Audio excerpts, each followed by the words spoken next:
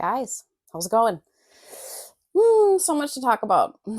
Let's talk about what happened over my last weekend and this update that I've kind of been building up on for the last probably.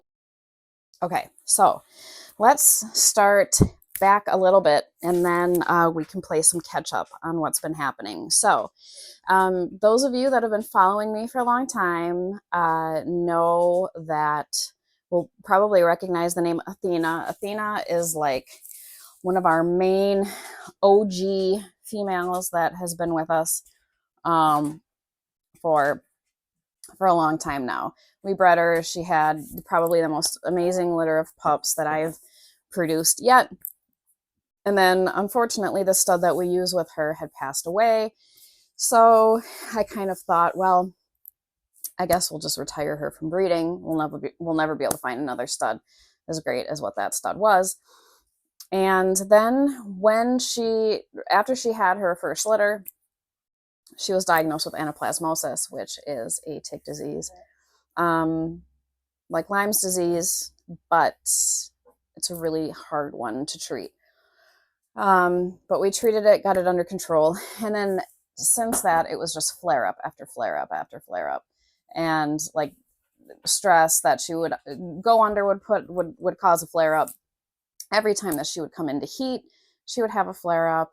The change of seasons, she would have a flare up. And so I made a choice at that point to just retire her from breeding altogether. Fast forward, and over the last year, she has been probably the healthiest that she has ever been in her entire life. This is the heaviest weight-wise that she's ever been. And not overweight or over conditioned, but just like fantastic.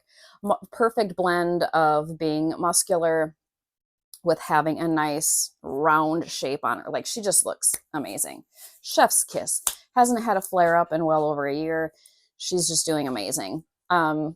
And then a little bit of a backstory. So the transporter that I use, his name is Tunch.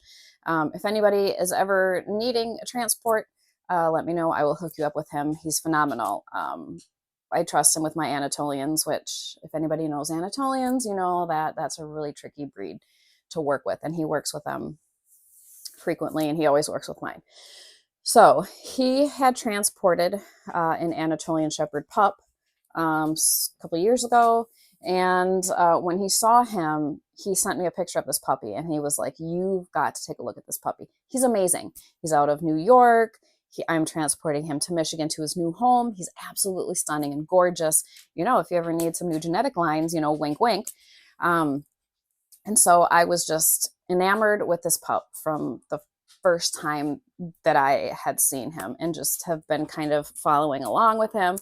And Tunch would provide me with update pictures from, his new owner periodically. So I'm watching this young man grow up and just become this amazing dog. And so Tunch kind of became like matchmaker, like our Tinder of the dog world. He reached out to that pup's owner and was like, "Hey, I've got a friend in Michigan. She raises Anatolians. What would you say? Would you ever be open to this?" And so, long story short, that's how we connected. So Tunch had just kind of sent me an update and was like, "Hey, look at this dog." And I was just flabbergasted. That's how that happened. Okay, that's how this whole thing transpired. And it just kind of planted the bug in my ear that, you know what, she looks amazing. She hasn't had a flare up in how long? I think, like, let's do this. Like, I think she's ready. I'm ready. Let's make this happen. My dog is hitting my tripod. I'm really sorry.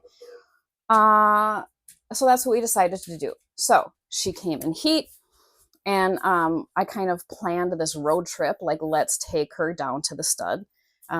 He's like a 7-hour trip for me each way, which isn't terrible by any stretch of the imagination. And so that's what we did.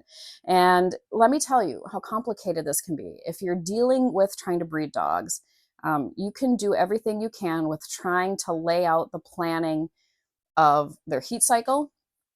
There's like the textbook guideline you know, at 7 to 10 days, she should enter into her standing heat phase. She should stay in that for 5 to 7 days, and all of these things that should line up perfectly.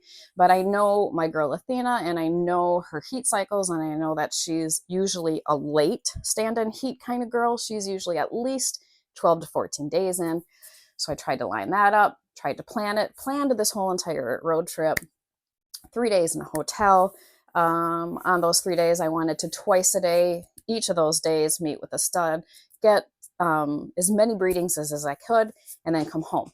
And you know what they say about the best laid plans. Yeah, she likes him, but he is kind of a first-time dude and no clue what he's supposed to be doing, which I kind of really just hoped that the timing of this would be right, and just no dice. So luckily, the stud's owner is amazing and trustworthy and sees what I do and said, okay, yeah, go ahead, you can take him home with you. So that's what we've done. So we packed up.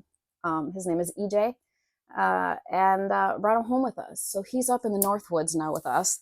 And so we're going to try it at home and hope that the deeper into her heat cycle she gets, because the later they get into it, the deeper she'll get into heat, the more pheromones she's going to release. And the more that hopefully it will trigger that man instinct to like, let's do this. That's my hope. Anyway, he's trying, they like each other, but at this point, he's just kind of like, want to be besties? I think we should be besties.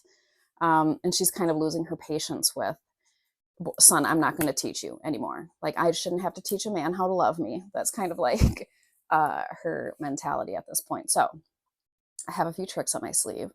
We're going to try to do this, see if we can get him to be a little more confident and get her to be maybe a little bit more patient and figure this out. And again, hopefully as she nestles into more of her later heat, that he'll just really get motivated enough to get down to it and figure it out.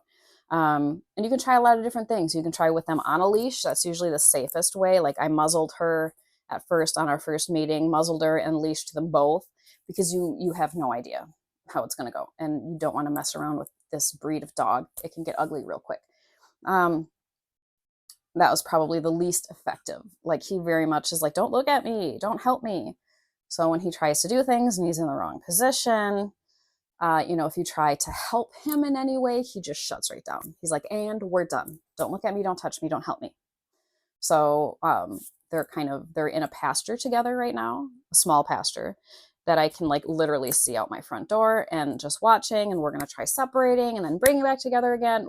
I'm pulling out all the stops here while this young man is here for like a week or so. So all is not lost. I was really discouraged when the weekend didn't go as I wanted it to. It was super frustrating. So thankfully, this breeder trusts me enough, the stud's owner, to say, go ahead and try him at your place. And he's great. He's just a phenomenal dog, like personality plus, structurally, conformation. The man is gorgeous. So I'm really hoping, I'm really hoping that this is going to work out.